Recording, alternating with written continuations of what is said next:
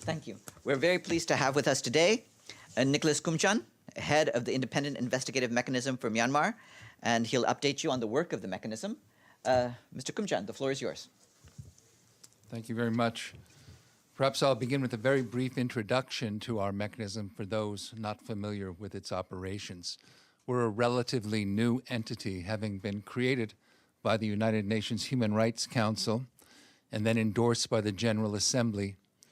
We began our operations in 2019, 2 years ago, in August 2019, with the mandate to collect, consolidate, preserve, and analyze evidence of the most serious international crimes and violations of international law committed in Myanmar since 2011. And we are instructed to prepare files that can facilitate criminal prosecutions in national, regional, or international tribunals. So our mandate in terms of the subject is the most serious international crimes defined as genocide, crimes against humanity, and war crimes. In terms of territory, it's the territory of Myanmar, but nothing outside of that territory. And in terms of the time period, it's from January 1st, 2011, but is ongoing. So we are not a court.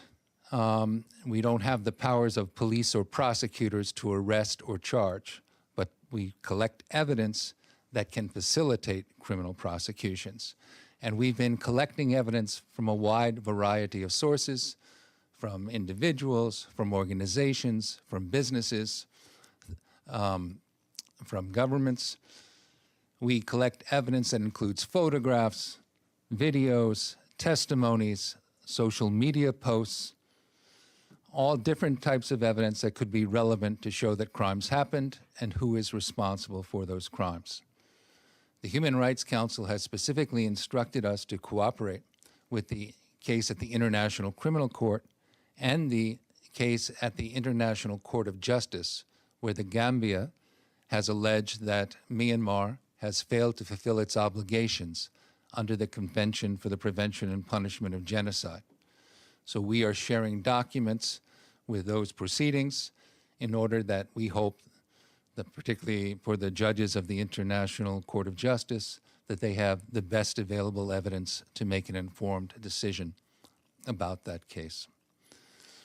Of course, it's now been 4 years since the 2017 clearance operations in Rakhine State, and the 750,000 plus Rohingya who fled the country at that time remain largely in camps, living in very dire conditions, mostly across the border in Bangladesh, sometimes in neighboring states. And we're very concerned with that. Obviously, it puts a burden on those states, but more importantly, for the people involved, 4 years is a very long time to live in such conditions with very little opportunities for work, for health, for education, for movement. It's very difficult.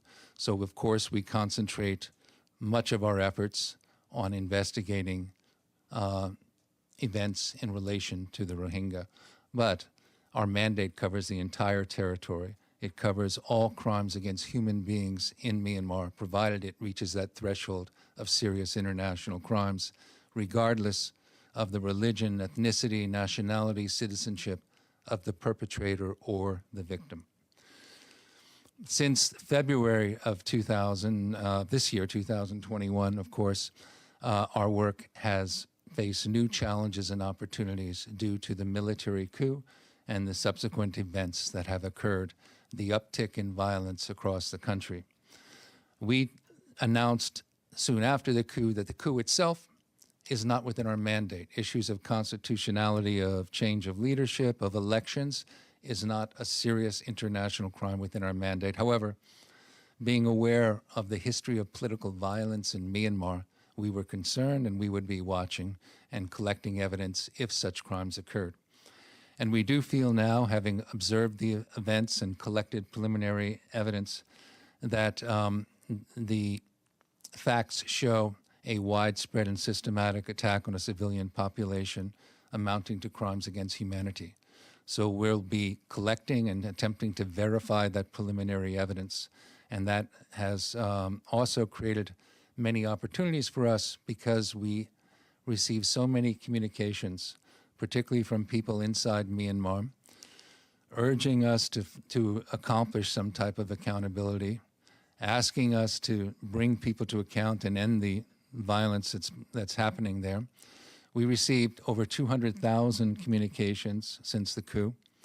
We've collected over 1.5 million items of evidence, and we will continue to collect that evidence and to analyze it in order to fulfill our mandate so that one day those most responsible for the serious international crimes in Myanmar will be brought to account.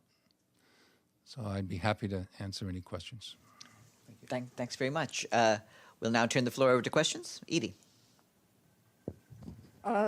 Thank you very much on behalf of the United Nations Correspondents Association. My name is Edith Lederer from the Associated Press.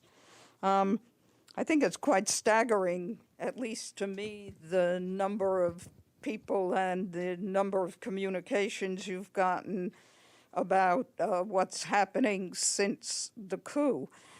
Could you give us a better sort of some examples of what people have said that have led you to believe there could be crimes against humanity? And have you gotten to interview some of these people? I assume that the Myanmar's military leaders are not letting you or any of your investigators into the country. Yes, that's correct. We do not have access to Myanmar. We've requested it and will continue to make that request. When I said that we determined the crimes appeared to be a widespread and systematic attack on a civilian population, one of the things we looked at is we saw that there were certain patterns in the violence. And in fact, in the first month or 6 weeks or so, we saw a measured response by security forces towards demonstrations against the coup. However, we then saw an uptick in violence and much more violent methods used to suppress the demonstrators. And this was happening in different places at the same time, indicating to us it would be logical to conclude this was from a central policy. And also we saw that particular groups were targeted, especially for arrests and detentions that appeared to be without due process of law. And this includes, of course, journalists, medical workers, and political opponents. So for these reasons, we believe that the events that we saw involved both a widespread and systematic attack upon a civilian population. Could I follow up and ask you whether this has been communicated either to the International Criminal Court, and would you recommend that there be certainly a criminal investigation somewhere into these activities?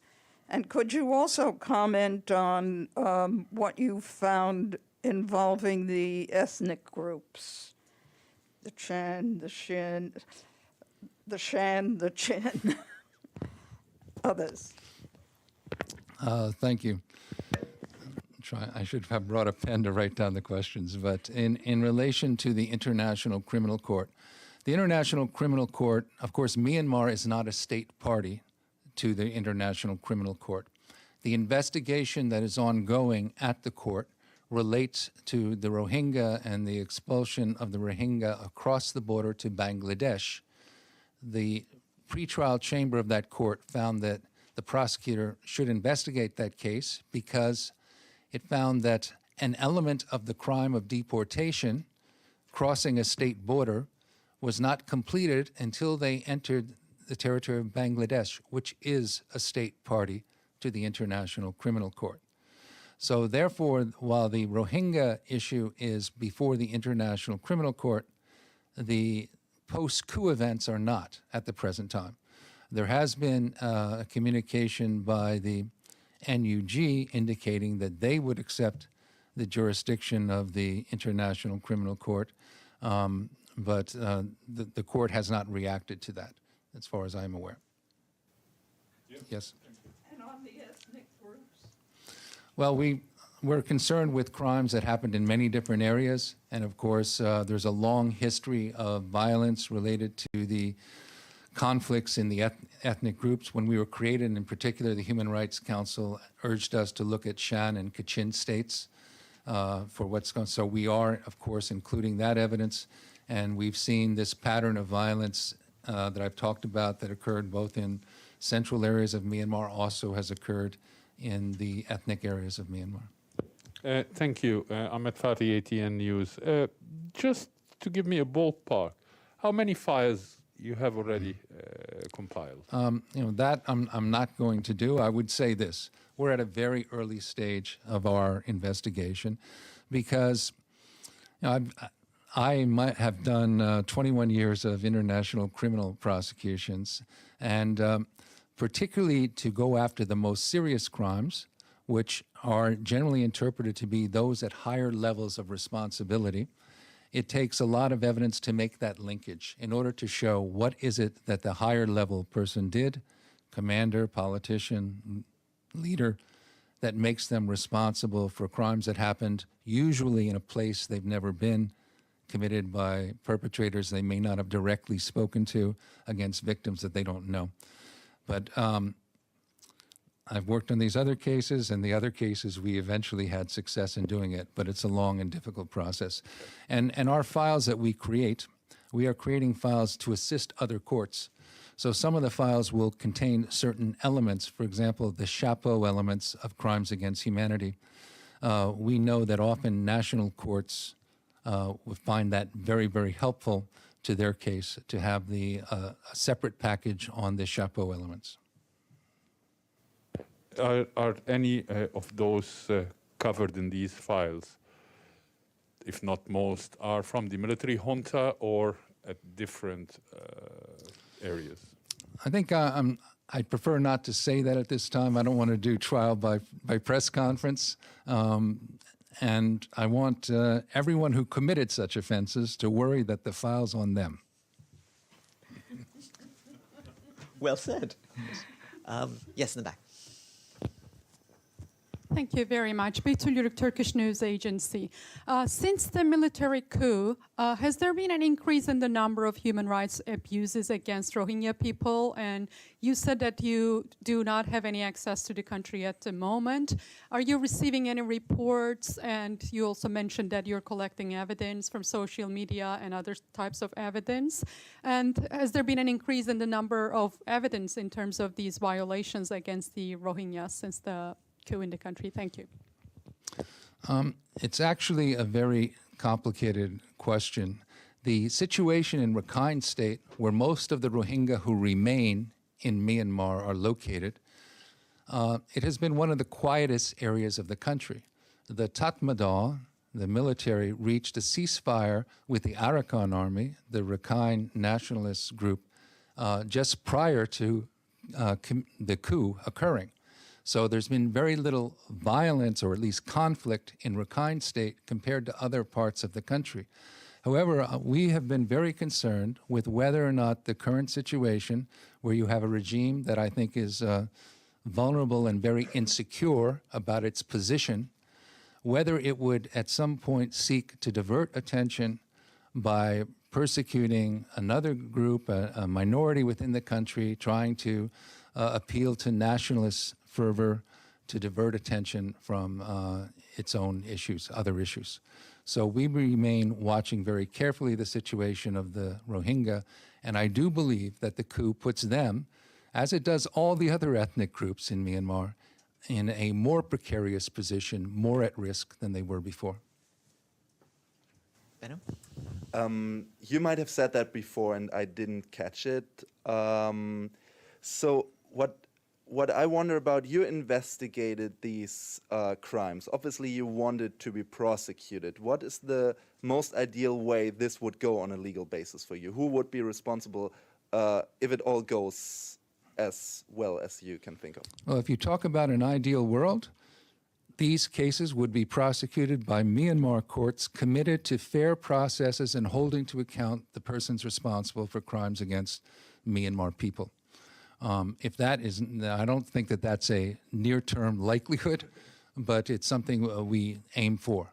And of course, there are other possibilities, would include these international processes, and also there are many other states have various levels of universal jurisdiction where they could exercise jurisdiction for crimes committed outside their country based upon the nationality of perpetrators or the, excuse me, the nationality of the victims or some tie to their territory, or in a few cases, such as Argentina, there's true universal jurisdiction for crimes against humanity and genocide. And that's why there is a proceeding now pending before the appeal chamber in Buenos Aires, excuse me,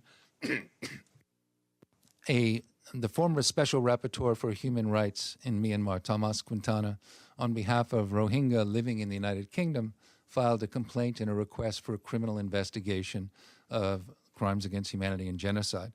That was dismissed by the lower court in Buenos Aires on the basis that they felt it was duplicative of the case before the International Criminal Court.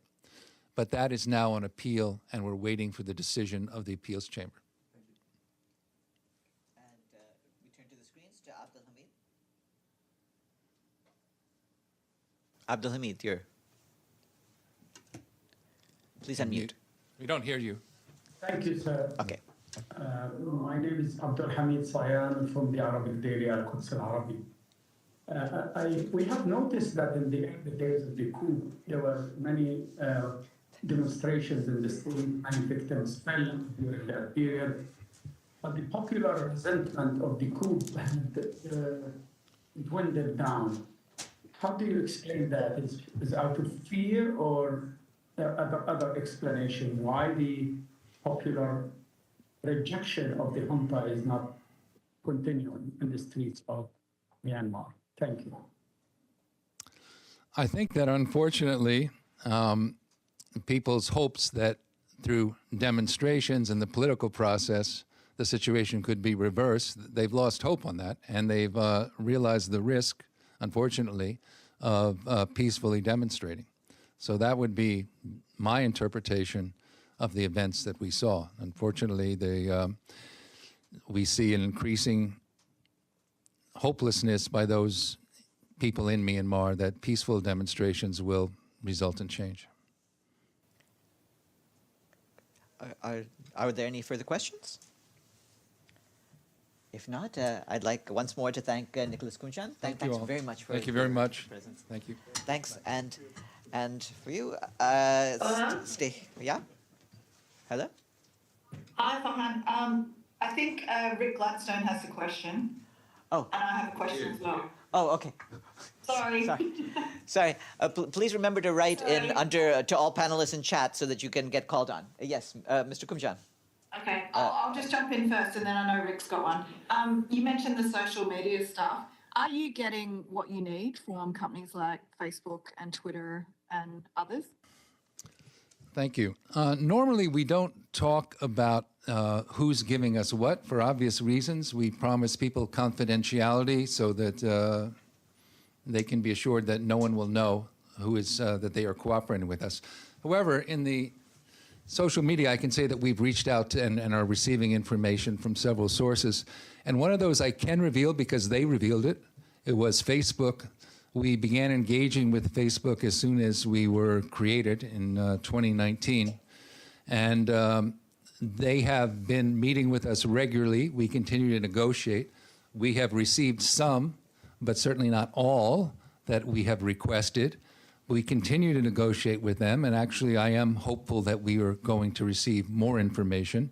I know that there's some of our requests they've told us they are now again considering. So yes, we do have received information from social media companies. And I would say that we encourage the support and cooperation from businesses and others with our mandate, and we hope that states and the Security Council and others also encourage all entities to cooperate with us. Thanks. And Rick Gladstone? Yeah, so thank you. And thanks, Michelle, for speaking up. Yes, I had a question for the guests. Thank you for the briefing. Have you been in touch with Bill Richardson, the former U.S. ambassador to the UN, who's been visiting Myanmar in recent days? And if so, did he carry any messages from you to the junta leader who he met? And in fact, I believe is the first Western leader, anyway, Western person of some, prominence to meet with him. And my second question is, what do you think about meetings like that? You know, people like Bill Richardson who go on these diplomatic missions to, in this case, Myanmar. It's sort of a pariah regime, not widely accepted, as you mentioned yourself. It's very, insecure. Does this lend legitimacy, in your view, to governments like that? Thank you. Thank you. Thank you for the question. Well, I can answer that no, he did not carry any message from me. I would point out that normally, universally, unless there's an exception, we don't disclose who we have been in contact with and received information from, obviously for reasons of ensuring the confidentiality of that and their safety and security and willingness to cooperate with us on matters such as that. I don't think it's really my place to comment on how people should engage politically with and to try to solve the crisis. Frankly, that's outside of my mandate from the Human Rights Council.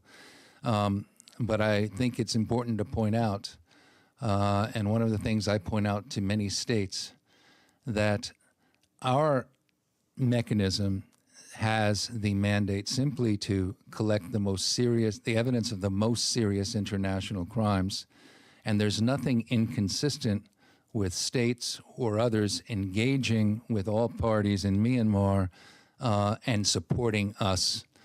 We think it's very important to note that our mechanism, I believe, is fully consistent, for example, with the 5-point plan of ASEAN, because the very first point in that is the reduction of violence in Myanmar. And all we're doing is collecting evidence of the very worst violence, hopefully sending a message to perpetrators. If you commit this, you run the risk that you will be held to account. So thank you for that question. Thanks. And unless I see any further questions, I think the floor is closed. So, Mr. Koumjian, Thank you again. You've earned your freedom this time. Thanks. Okay. Thanks. And we'll